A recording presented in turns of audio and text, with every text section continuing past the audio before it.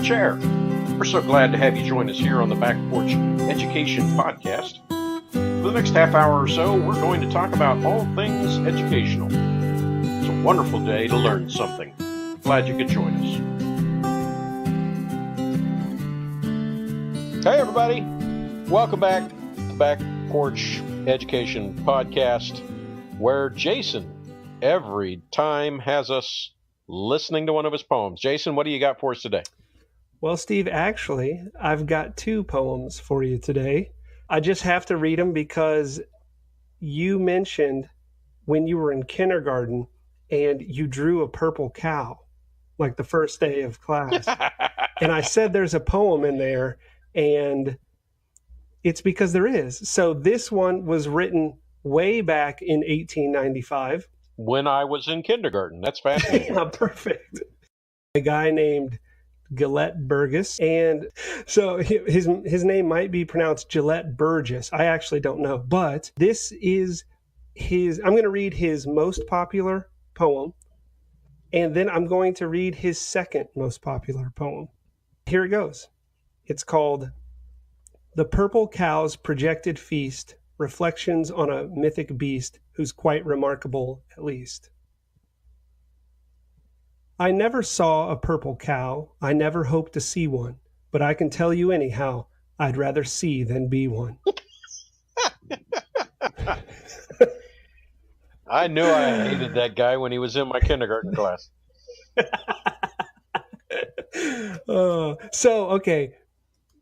This is funny because this becomes wildly popular. He was famous for writing nonsense verse, and this was like his first one, but he never surpassed it.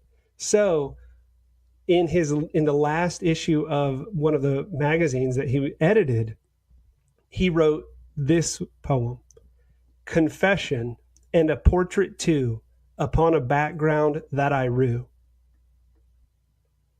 Ah, yes, I wrote the purple cow. I'm sorry now I wrote it. But I can tell you anyhow, I'll kill you if you quote it. So I guess he got tired of his own creation there. Vying for perhaps the worst poet ever. I don't know. Could be. Well, I was going to start us off today with a story, my worst teacher ever. And I have to admit that, I think I had a number of great teachers over the years and then a number of really bad ones. But I was fascinated by how bad this teacher was. And I'm not going to use his name or anything. Obviously, we're protecting the innocent and that sort of thing. But sure, it's worth noting that I had him both my 7th and again my 8th grade year for science. Now, I went on to have a minor in biology. He didn't ruin me on the subject or anything like that. But he had all of these wonderful aspects, all these wonderful stories that I could tell, and I'm going to just limit myself to a couple. For instance, he believed strongly that students perform better under pressure.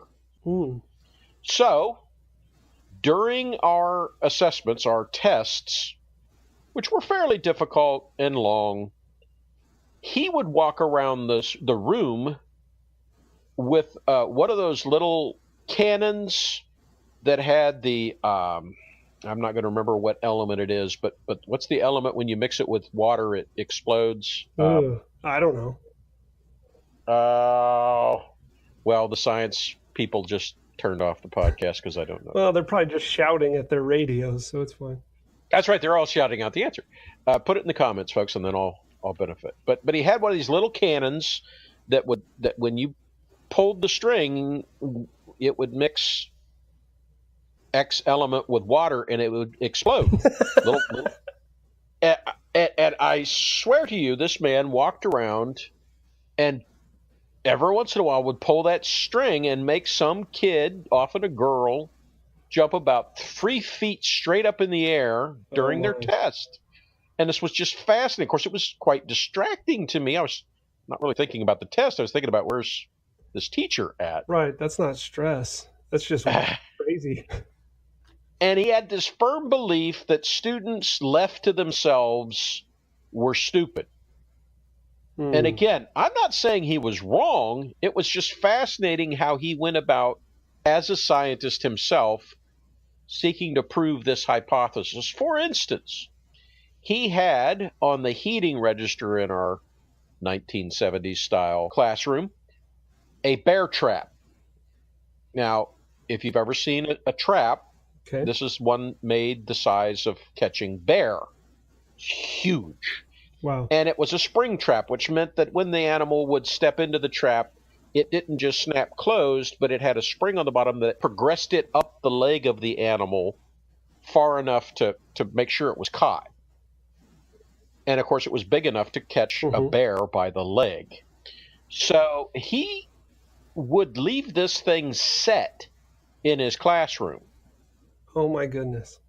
And regularly left the classroom of 7th graders unattended.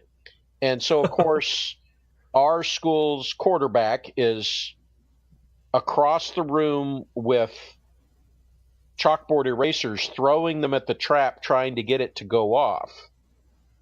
And Mr.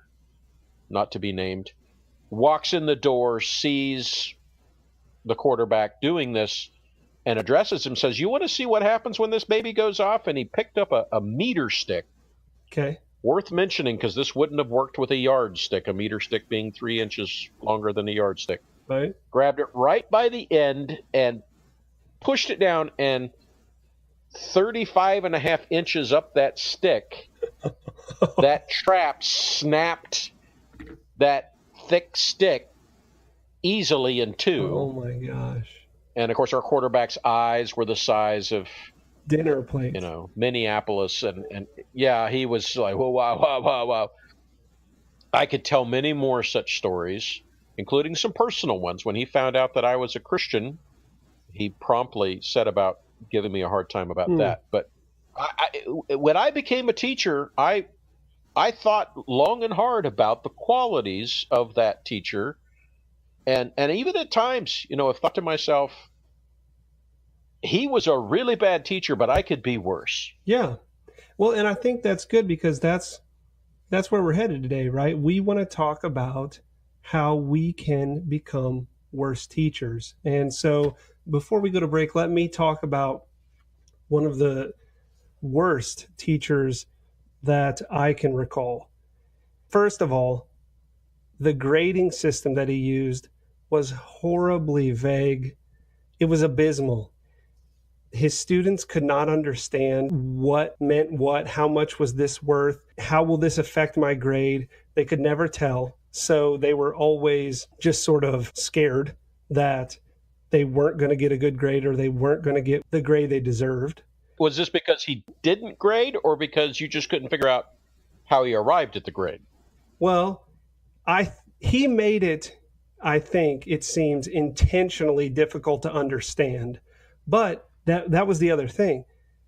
Sometimes he would grade all the tests and return them. You take the test on Friday, and here it is on Monday morning. But sometimes 3 weeks would pass and he hadn't passed out the test yet. Yeah. And so he was vague and he was unclear, his grading system in particular. But I guess he wasn't showing his students how to understand what was happening in the class. He wasn't showing them how their grade was affected by their performance in the class, and it was unclear, and so it led to a lot of fear.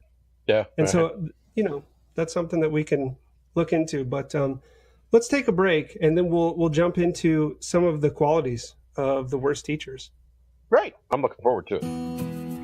While this show is a back porch discussion, it does cost a little bit of money.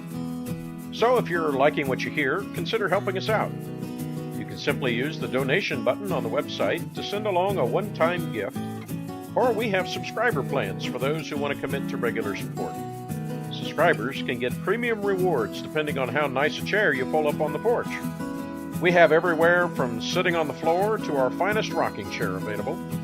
But whatever you can do, know that it helps us keep the conversation going. And for that, we heartily thank you. Okay, Steve, so let's hop right into it. Let's talk about some of the qualities or the attributes of bad teachers. Not necessarily bad, really horrible teachers. The first one that comes to mind for me, a bad teacher is going to be very pedantic. They're going to lord over their students and talk down to them like they don't know anything. Yeah, well, so one of mine was similar to that, and that's tell them what to think. By all means, don't ask them questions, because if they already know the stuff, why teach them? And if you're asking kids Right. questions that they don't know, it's just so much easier to tell them. That's true. Yeah, just tell me. The bad teacher can't stand questions. What they don't. No. Well, there's no place. There's no purpose. There's no purpose. Right. The bad teacher is also indifferent. They don't care about their students. They don't particularly care about the subject. They don't even hate their students or the subject, but they are just indifferent. That's right. You know, the yawn is their best method of teaching. You know. That's right. The only thing they often care about so my characteristic was favoritism. Yes, that's a bad one. They do have their favorite student, and everybody knows who it is. You might as well just assume that when they're talking about assignments, or especially about grades, now Susie, she wrote the best paper, and she's going to stand up and read it for us, and so on. I think if you want to be a terrific bad teacher, first day of class, choose the smarmiest student in the class. This is my pet. This is my favorite. Only call on her. Notice how I'm even assuming it's going to be a girl rather than a boy, because they're just better behaved. So favoritism. Good, definitely. And I think another quality would be just a teacher who is ignorant, who just does not know their subject well. It almost goes without saying. In fact, often what they say is, this is one that made it on my list, do what I say, not what I do. Ah, perfect. You know, you all should read these books I've never read. Right. I had a teacher complaining that her students, her little second graders, wouldn't read. They just don't like reading. And I had the audacity to ask her what she was reading.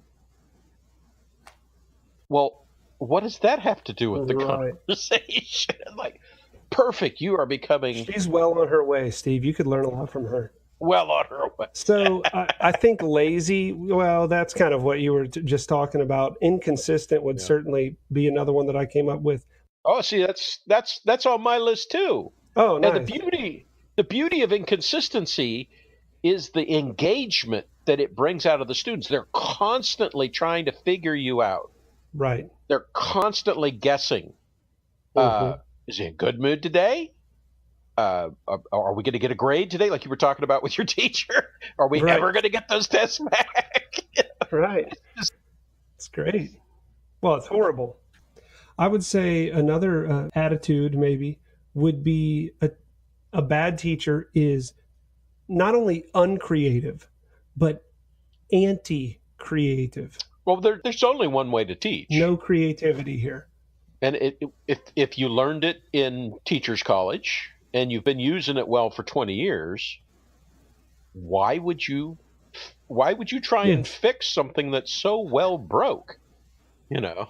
Yep. Exactly. That would be inconsistency. How about dishonesty? Dishonesty. Yeah, I think that's a great quality in a horrible teacher. It's probably close to my comment, which is never say you don't know. Yes, that's imperative. If you want to be you always know. That's right. Fake it until it's real. Always knows. Yeah, that's right. That's right. How dare you call me into question? That's right. And that I wrote down proud. So I think that's right in there too. How dare you Google me? Google me not, young man. Right. What about unclear or vague? Well, I kind of talked about that already. You know, a great one, and I know that I'm going to date myself here, but there was once this popular movie in the 70s, The Bad News Bears, And we got this whole lesson about assuming. And yet I think that one of the great qualities What's that? of a horrible teacher is that they assume everything. They assume kids are bad. They assume kids are good. Yeah. They assume they I've seen already that got it. They assume they should have got it. They assume they did their homework. They assume they didn't do their homework. They got assumptions falling out all over the place, and it makes for a really bad experience. Yeah, that's good. Well, bad. That's bad. Okay. What about this? Selfish. I think that's paramount. A bad teacher is going to be selfish. Well, that's why I'm such a good bad teacher. I think I'm a worse teacher than you are. Oh, I don't know. Don't argue with me about this, because Okay. you'd be a badder teacher than me if you argue this. True. Impatient. How about that? A bad teacher is impatient. Can't be bothered to explain things or wait for the learning process to happen. Well, I think it falls close with the notion of adamantly planned. There's a lesson plan here, son, and we're going to stick to it. And your poppycock of a little question has no place in the lesson, so shut up, boy. Right. That's huge. Yeah. It goes a long ways to prepare the student to understand that he has no understanding. That it's just what the teacher says, and that's it. Later in life, he's going to end every argument by quoting you as a teacher. Well, Mr. Mr. Dolworth said, and to him that ends the conversation. Yep. Truly bad teachers make sure that every statement they make is declarative and the final statement. The final word. Yep. We kind of already talked on this idea of being rote, right? With the just drone on with the same lesson plan over and over. Meddling would be another. Someone who's constantly worried about the affairs of other people, just getting in their business and that sort of stuff. Not only of your students, but also of the faculty. Oh yeah. If you want to engage students poorly in your class, bring faculty drama into the classroom. Yes, that is a horrible. It not only improves the negativity of your classroom, but it does wonders at lunch. Yes. Oh, it's such a beautiful thing at lunch. Yeah. Everyone can just practice being snide. It's fantastic. I'm not sure what to call this, so I'll just tell you the story of one of the bad teachers I had who had some great qualities, but one of his bad qualities that made him such a bad teacher was that he read to us. And on the surface, that doesn't sound, that almost sounds good. Sounds like a good teacher, but so he would assign us. This was a theology teacher in college. So as a junior in college, having, I hope, established the fact that I could take a text, read it, extrapolate its basic points, and even pass tests on it, he would assign us chapter such and such. This is a systematic theology class. And so we would read the chapter on X, Y, or Z doctrine. And then when we came into class, he would start us in prayer. God bless him. And then we knew what was going to happen next. He was going to flip open the textbook and begin reading from the beginning of the chapter. Oh, no. And it's like 2:00 in the afternoon to begin with. Lunch is doing its job of sending us all into sleepy time. And he had this beautiful, deep bass voice that could just lull you to sleep. Oof. And theology at its best has a certain cure for insomnia. So, man, I just thought to myself, if someday I could develop that deep bass voice and get that 6th or 7th period class, and at this point, it doesn't matter. Theology, poetry, Seuss, Dr. Seuss, anything. The telephone book, again, dating myself. Just read to your students until they're dead. I think that'd make you one of the worst teachers ever. I agree. I've only got a couple more here. The last one that I came up with on my own was, to really be a bad teacher, you're going to have absolutely no expectations of your students. Don't think that they can do anything, or that they will, or that they have desires to aspire to something. Leave all that at home, or just try to forget it if you can, because really, no expectations. That's going to be the worst. So does that preclude assignments, or just assume that it doesn't make any difference what you assign them? Well, it should definitely affect the sort of thing that you assign. You should still assign things, but it needs to be menial and meaningless. Copy this book. That's exactly the kind of thing that we want to do.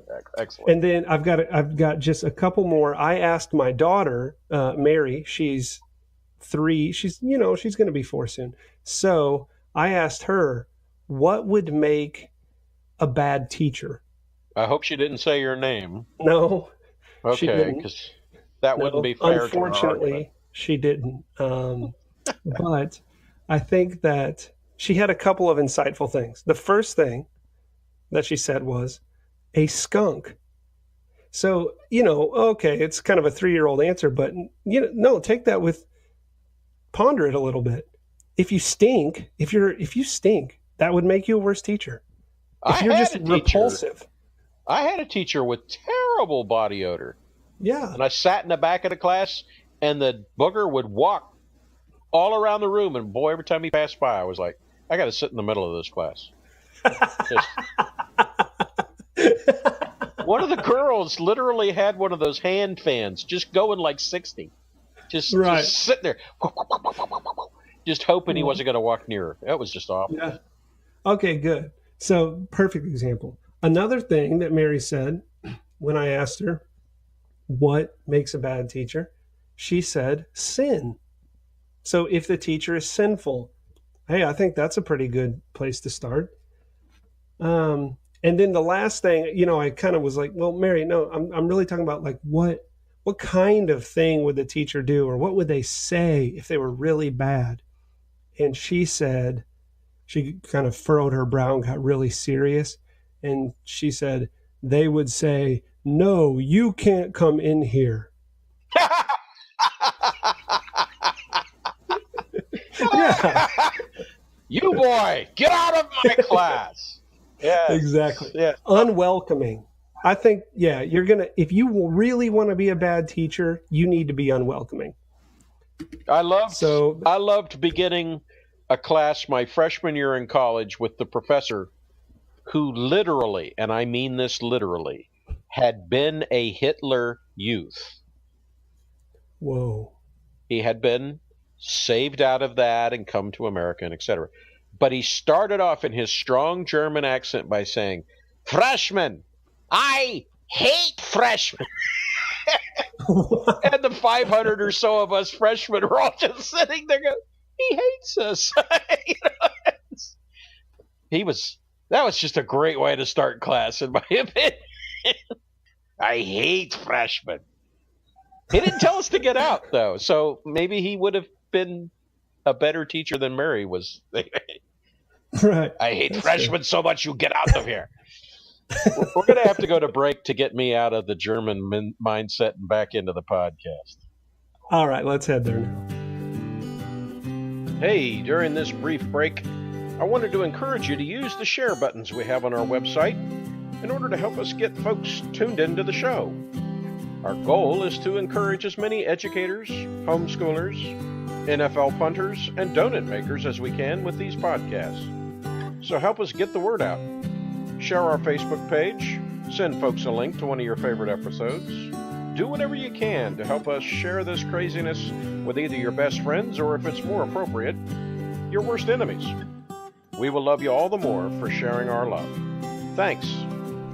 And now, back to the show.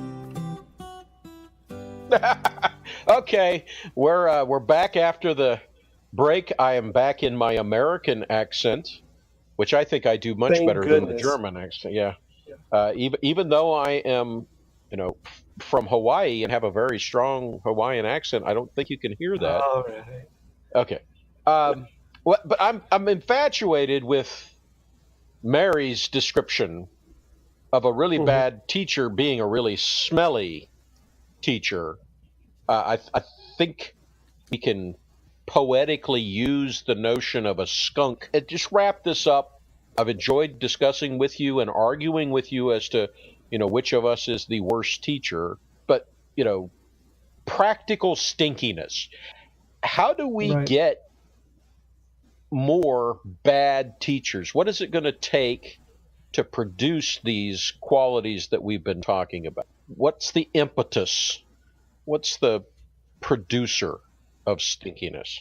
Well, I think the first thing, when I'm encouraging teachers to be worse and they want to know how to do that, the first thing that I say straight out the gate, you have got to stop reading.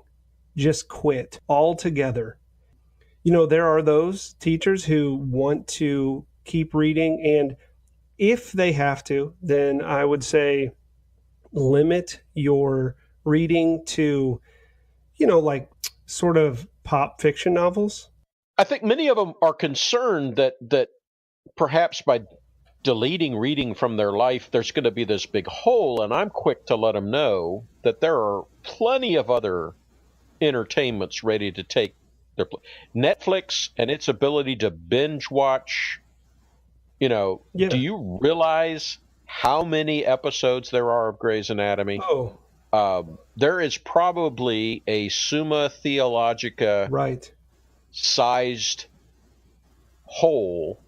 If you took the Summa out of your life and just didn't read Aquinas, Grey's Anatomy would probably plop right in there almost perfectly. Yeah, and it's easier and more fun. So it's a no-brainer. Right. I would say another thing that teachers need to do if they want to be worse is forget any legacy that you are making. Basically, forget that actions have consequences. Sure, the students that you have are going to grow up and become adults, and they're going to reflect on their experience with you, and they're going to think about you from time to time. But just try to forget that, because it really doesn't matter. Well, rock and roll has provided us with 8 or 10 perfect lyrics for this. Paul Simon thinks back on all the crap he learned in high school.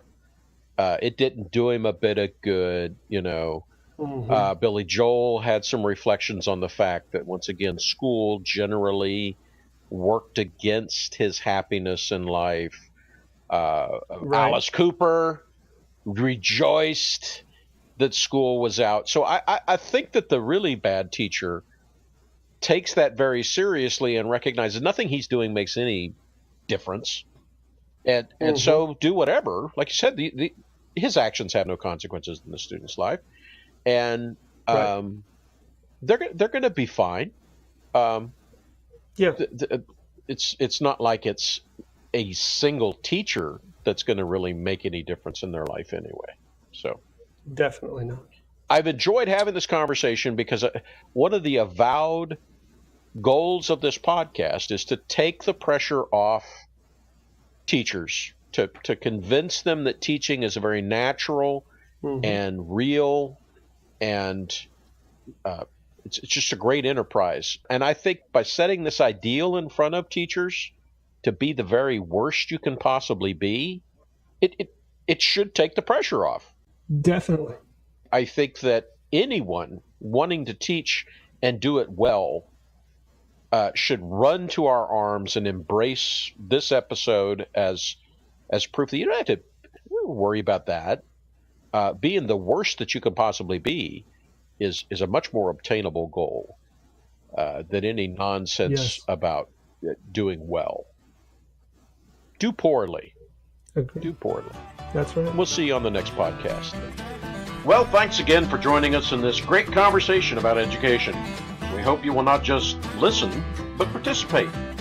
Leave us a comment, suggestion, or thought on our website. You just never know when we'll use it on the show. Until next time, pursue joy and learn something.